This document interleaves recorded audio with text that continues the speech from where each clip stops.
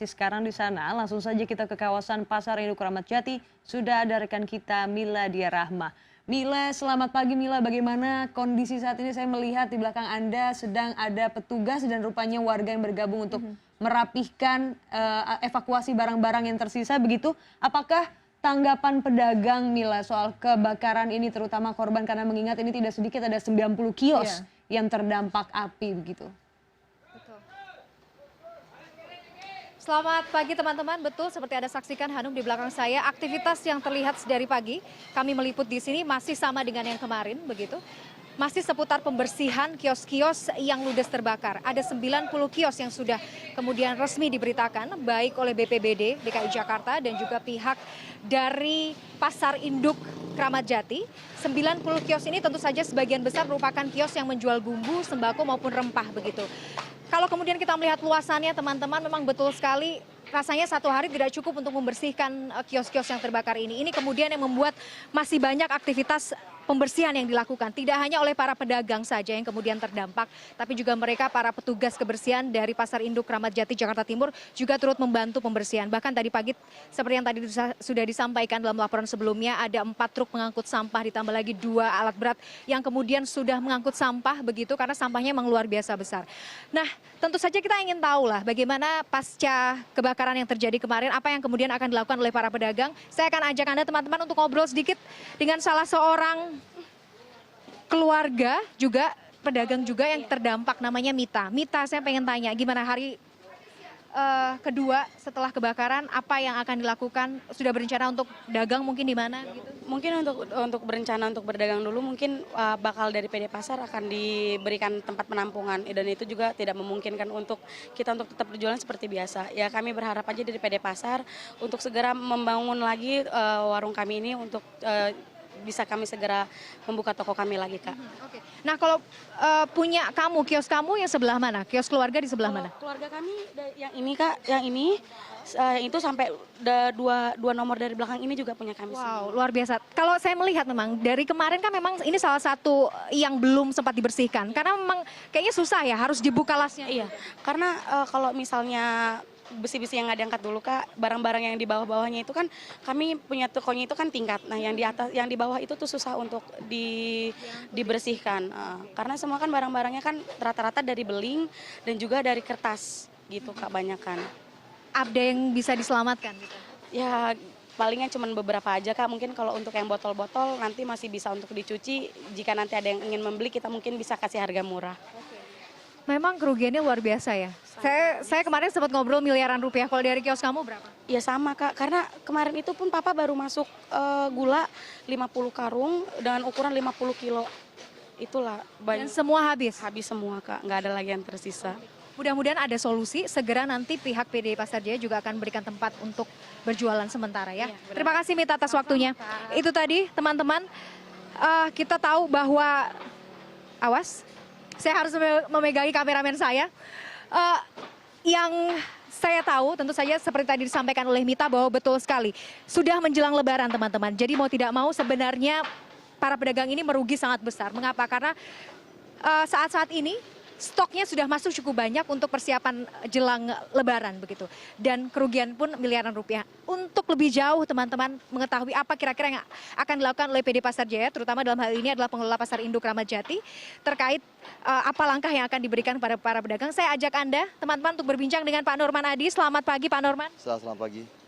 Pak Norman Adi adalah manajer dari Pasar Induk Kramat Jati Jakarta Timur. Pak Norman, kemarin sudah bertemu dengan para pedagang begitu. Apa kemudian poin-poin yang sudah dikomunikasikan dengan para pedagang, Pak? Oke, jadi kemarin kita jam 2 siang sudah kumpulkan teman-teman pedagang. Lalu kita sepakati ada 2 poin yang kita sepakati. Yang pertama adalah mengenai letak dari tempat penampungan sementara bagi para pedagang. Yang kedua adalah pedagang tidak dikenakan biaya renovasi terhadap tempat usaha mereka yang terbakar. Dan itu sebagai bentuk tanggung jawabnya PD Pasar Jaya kepada para pedagang. Sejauh ini kemudian, kalau saya pengen melihat datanya kan memang 90 yang terbakar, tapi ini berapa persen dari kemudian total yang ada di sini, Pak? Jadi kalau dilihat totalnya di C1 itu ada 1.451 tempat. Yang terbakar adalah 90 tempat. Jadi di bawah ya sekitar 7% yang terbakar gitu. Tapi 7% ini juga kan mereka menghadapi bulan suci Ramadan dan Lebaran nanti, ini adalah masa-masa mereka mendapatkan keuntungan yang lebih gitu. Sehingga PD Pasar Jaya berkomitmen akan mensegerakan membuat tempat penampungan sementara. Tadi saya sempat berbincang dengan salah satu pedagang, kemarin juga ia ngobrol bahwa betul ini jelang Ramadan, jelang Lebaran begitu, pasokan malah masuk banyak begitu Pak. Sempat kemudian didata mungkin dari PD Pasar Jaya, ada berapa banyak kemudian kerugian Pak? Ya, jadi kalau untuk kerugian setiap pedagang berbeda-beda karena sesuai dengan jumlah tempat usaha yang mereka miliki gitu. Tetapi kembali lagi kalau pedagang belum tentu mau menyampaikan kepada PD Pasar Jaya berapa omset mereka gitu. Kalau PD Pasar Jaya melakukan sensus pun kepada mereka, mereka selalu mengatakan, waduh Pak kami rugi gitu, kami rugi dan rugi gitu. Tapi apapun ini adalah suatu bentuk musibah yang tidak kita inginkan semua gitu. Ya kita bicara ke depannya, ya ke depannya kita akan segerakan membangun tempat penampungan sementara dan setelah Lebaran insya Allah PD Pasar Jaya akan memperbaiki tempat-tempat usaha yang terbakar milik PD Pasar. Lokasinya di mana Pak nanti rencananya? Lokasi untuk TPS itu berseberangan persis dari tempat yang terbakar, itu adanya di sana.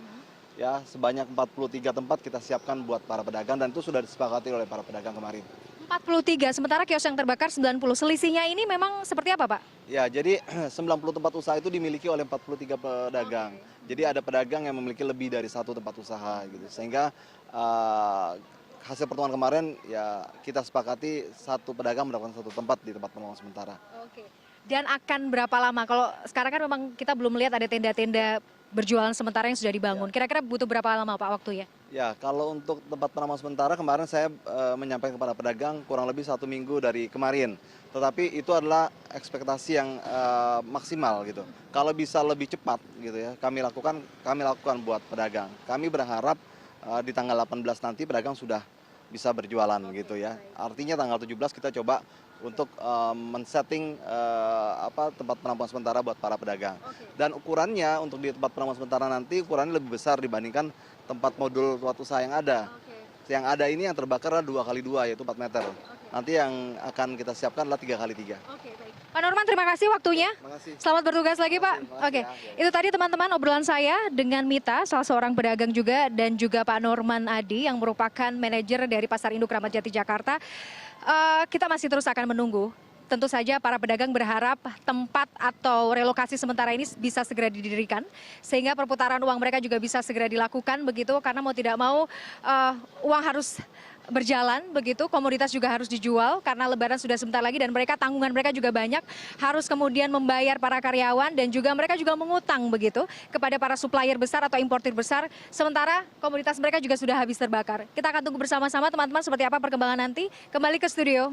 Baik, terima kasih Miladia Rahma untuk laporan lengkap Anda juga yang sangat ditentukan soal kapan tenda-tenda itu akan didirikan, kapan mereka pedagang bisa berjualan kembali, dan kapan juga konsumen bisa kembali berbelanja. Kalau misalnya targetnya tanggal 18 Juni, itu berarti kurang lebih seminggu jelang Lebaran. Jelang Lebaran, benar sekali. Ini saya sempat sedikit browsing, Anda bayangkan di Pasar Induk Ramat Jati itu untuk ongkos untuk harga penyewaan satu kios ukuran 3x6 itu sekitar 35 juta per tahun, Daniar.